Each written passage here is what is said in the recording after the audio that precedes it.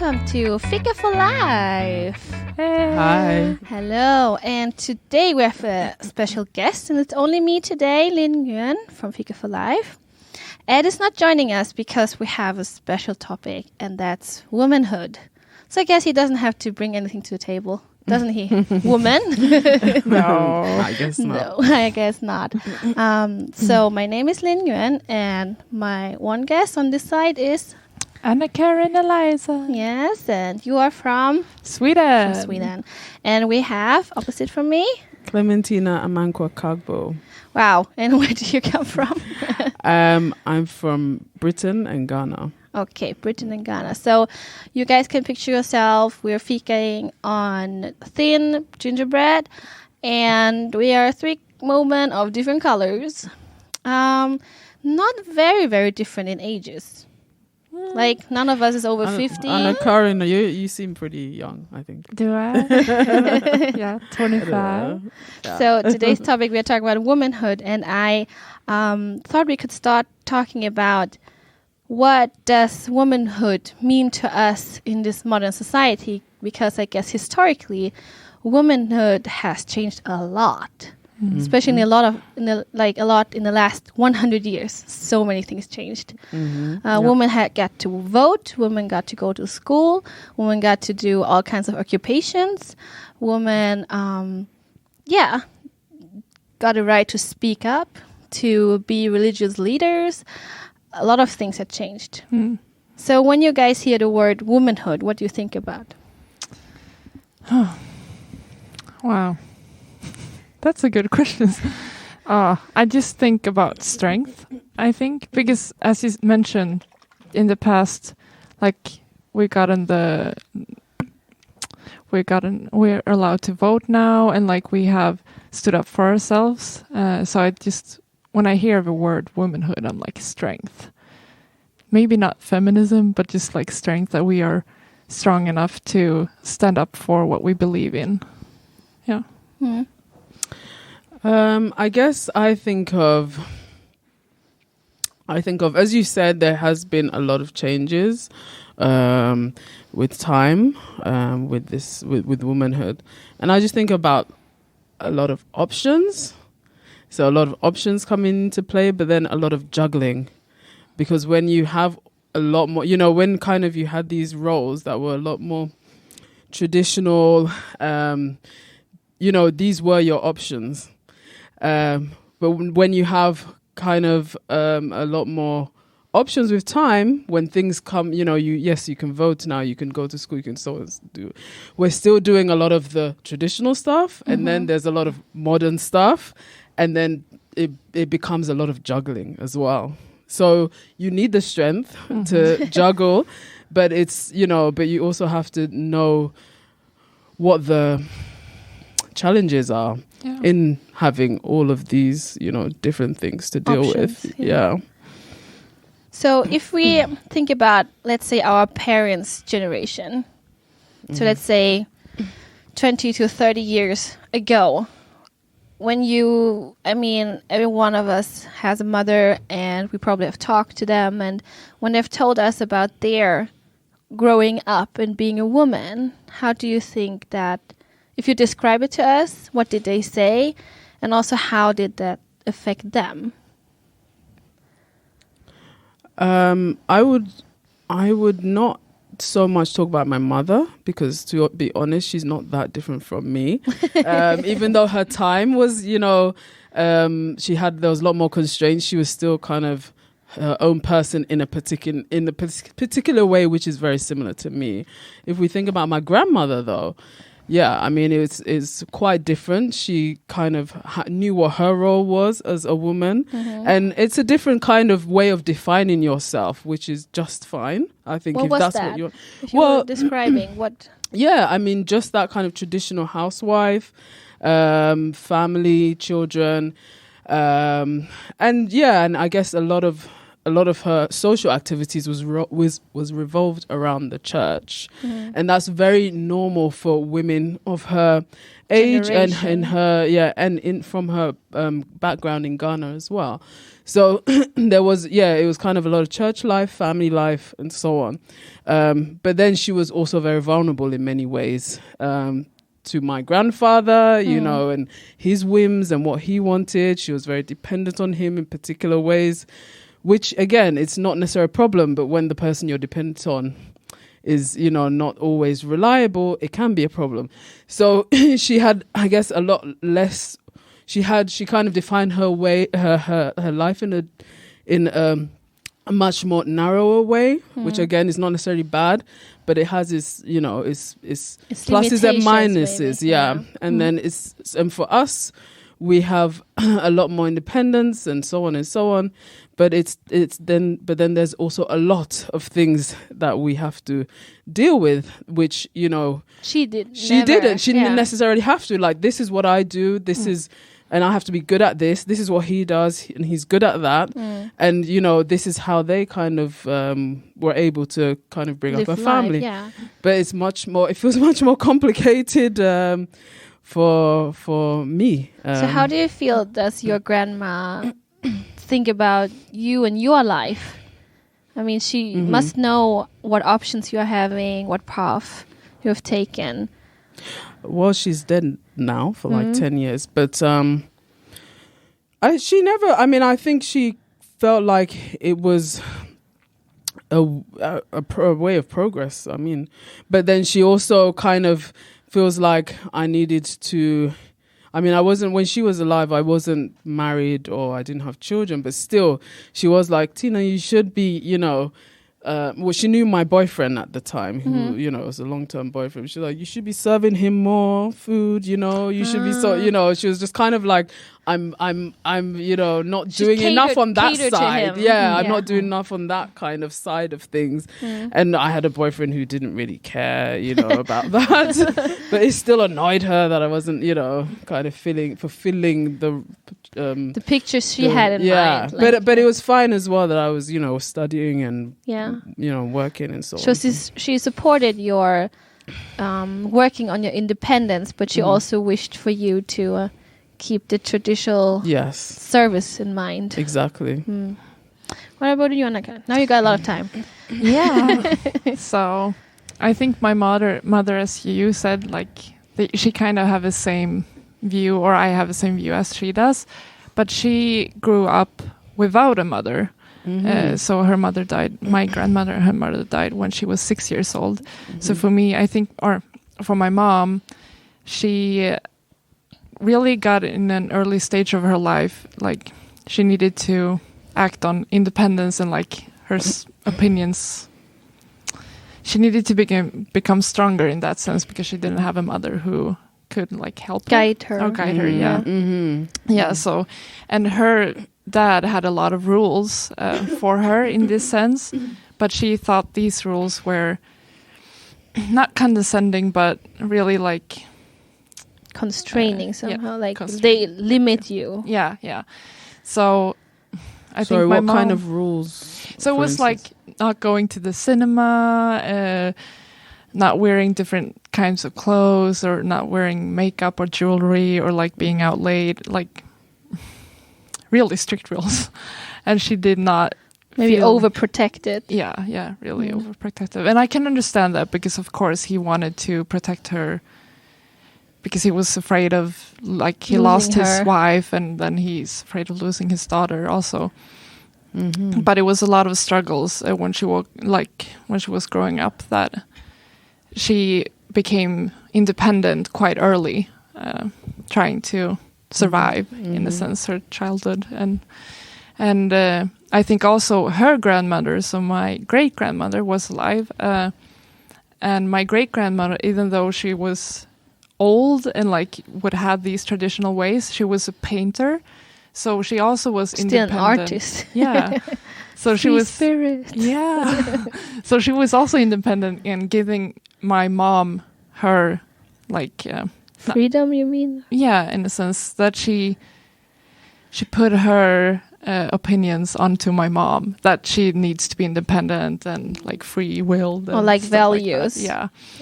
So I think my mom, like it was a lot of, she just needed to that, like maybe not the traditional way, but of course she wanted to have a husband and like have a family and all these traditional things. But she was very strong-willed and independent in those ways of choosing like what she future. wanted. Yeah. I think my mom, well, she grew up most of her growing up, she grew up without a father, and there were 4 daughters in the family. So at that time in Vietnam, it was a lot of like gossiping and bad reputation. And I mean, she felt like there was a lot of pressure because her dad left her mom. So the whole village knew, oh, she couldn't hold her husband, even though it wasn't her fault. So my grandpa left my grandmother and her daughters when their son died. So they had 4 daughters and a son. And then the son died when he was like young school age, 7, 8 years old. So when he died, he felt like, oh, what I'm supposed to do with 4 daughters. So he went away and got a new family. And my mom always told me that when she would have struggles with my father, and I just told her, why don't you leave him? Why don't you just move on? And he treats you so badly, and you always complain. And it has been going on my whole childhood. And I said, I can't do that because then they're going to talk about that and say, you see, your daughter's just like your mother, like this shaming the next generation for what happened the generations before that. So my mom was always, I think she was traumatized by that, and that's why she just keeps living in a really bad relationship. And I think for her, she usually say, in Vietnamese you say that the man is supposed to be the spinal cord of the family, so holding the family up and giving it strength. But she also says that women are the ones who sacrifice the most. So that's how her feeling is, like you should sacrifice. And a woman who, for example, it's really strange nowadays to say it, but she says that if a man walks away from his family, that's a really bad man. But the family and the children will be fine. But if the wife or the mother walks away from the family is screwed. Because then it's just the husband and the kids left. And she feels that the kids will always suffer because the husband will get a new wife, and she does not necessarily want to deal with the kids of another woman. So it's a bit strange for us or for me especially, because I feel like she looks down on women who walk away from their families, and she thinks men who do that are bad, but I think she judges the woman more, because in her mind, like, woman, this is so much against their nature for her.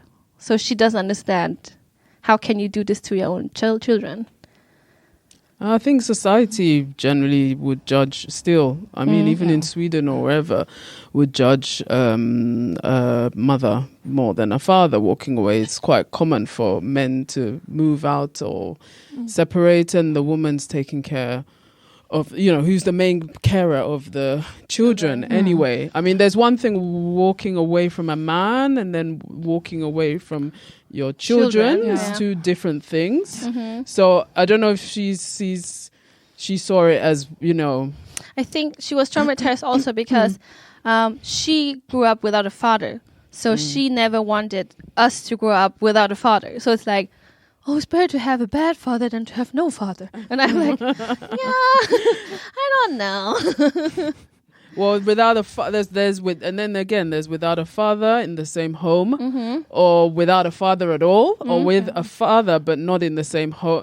There are so many different possibilities of being a family. And and kind of that one way of being a family is not always possible. I mean, sometimes someone just dies anyway, one parent dies. I mean, but I don't think God decided, okay, well, that's a family that should be shunned. I mean, the No, family has to no. carry on. Yeah. Maybe other father figures will come into the fold, not necessarily a stepfather, but even a grandfather or Yeah. Yeah. uncle. A family friend. Yeah. Yes.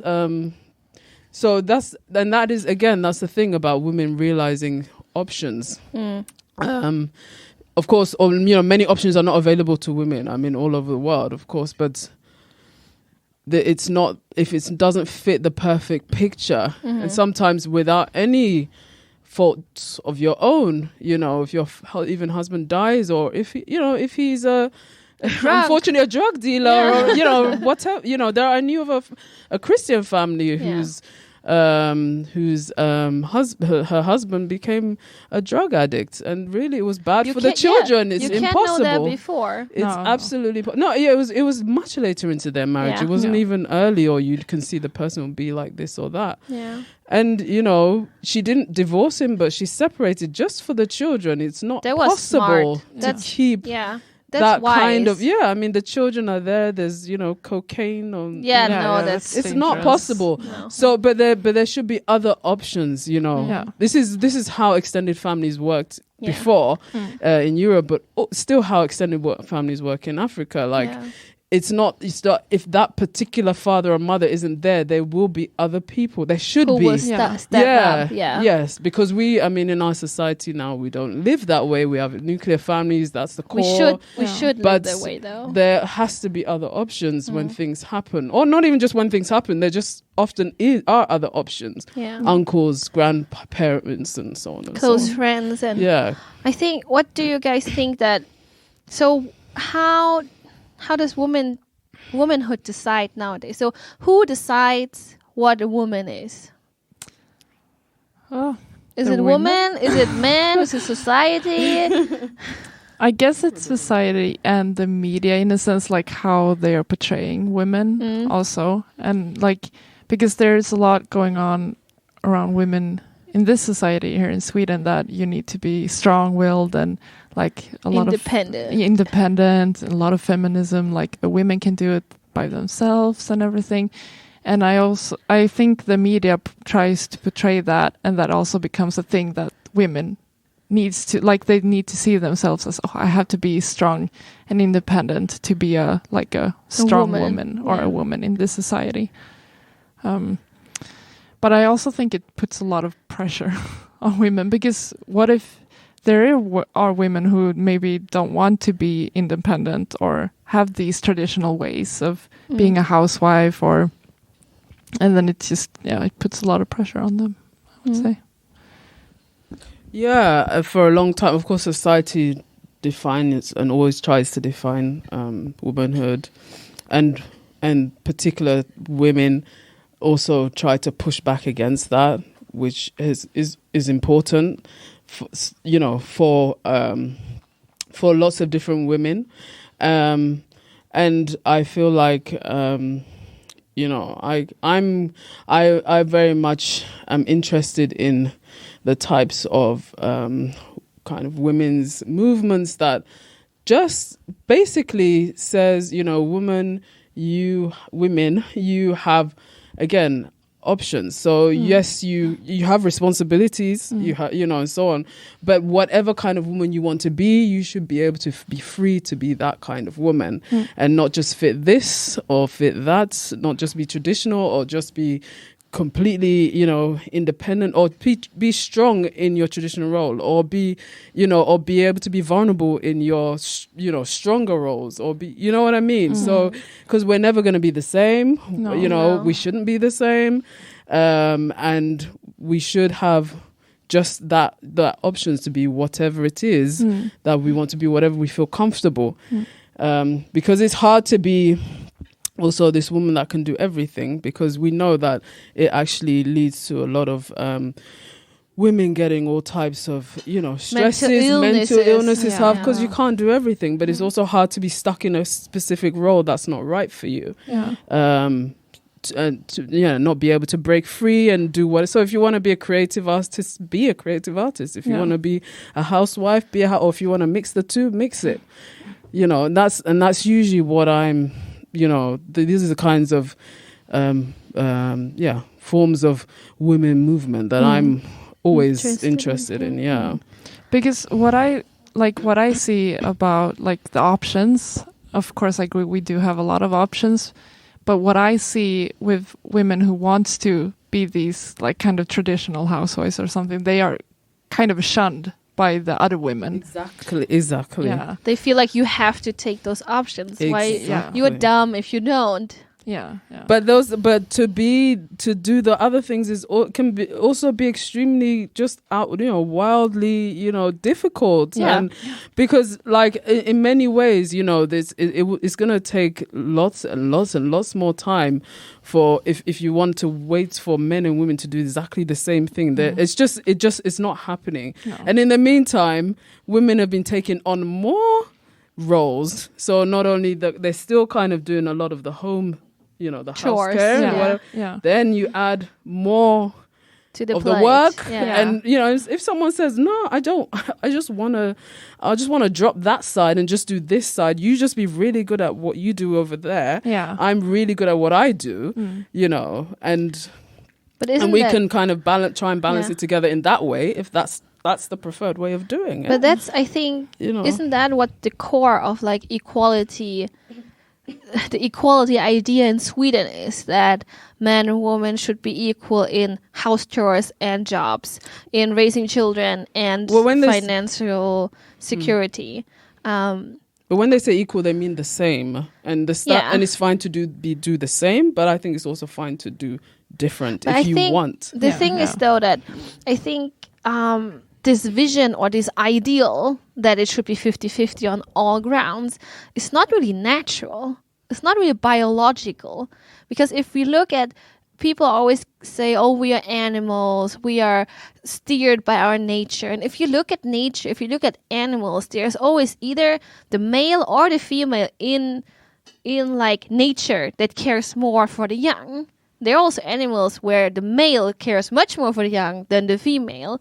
And so do also we humans have it. So I think this ideal is really strange to me because I don't think that we can ever have 50-50 on anything. Because we have a nature within us. And some people might argue that all of this is just socialization. But I don't believe so. If you look at all the animal experiments, you see those animals have preferred ways they are living together as. And we can't say that humans have influenced those monkeys. Humans have taught female monkeys to play with dolls and male monkeys to play with cars. That's nothing we can say or claim that we humans did to monkeys if we do those experiments. So I think that you talked about exactly having the chores at home and putting on professional work on top of that. I think also that's really strange that we women feel like we have to do it. And then on the other hand, how we try to balance this is the fight for equality to make men help out too more in raising the kids and doing home chores. And I mean, it's good if both partners are in on that, but I don't think that it's something that we can force upon couples. We can force upon people that it has to be that way. And I know some political directions do that, though. They want people to split everything 50-50. And I feel like I have a problem with that when politics tries to affect family life on such a basic level. It's not only policies that are, let's say, on a society level. It gets really down to the family level. Yeah. And it's almost, as you mentioned before, Tina, about like we are different. Every person is different in how we see our like values or who we are as people. And just like when the society try to force these things upon us, like it will not be for everyone because we are all different. So I agree with like, Yeah, I think it's good to have the options there for those who want to do it, because before it was really bad for those who wanted to have, maybe women wanted more of a career path, or they wanted, or maybe they didn't want, a child, or maybe, and so it's good. Yeah, they'll judge harshly for that, and they still are actually. So I'm glad the options are there, but it's, just always remind people they're options. They're not like enforced. You don't rules just because it's there. You don't gotta take it. Yeah. And so I'm, we should be perfectly comfortable with one another as women, saying, okay, yes, this is, this is a woman who's a homemaker. This is a woman who's a professional, whatever, or or this is a woman who combines both, or. It shouldn't be a threat to anybody. No.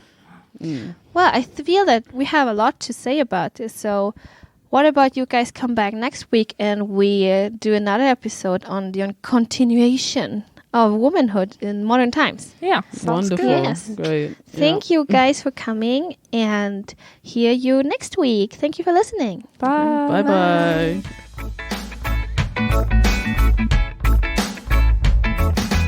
Thank you for listening. If you have any comments or ideas, please send us a message to fikaforlife@mail.com. Fika, F-I-K-A. This was the Fika for Life podcast with Linh Nguyen and Edward Thomas, and we hope to hear you again.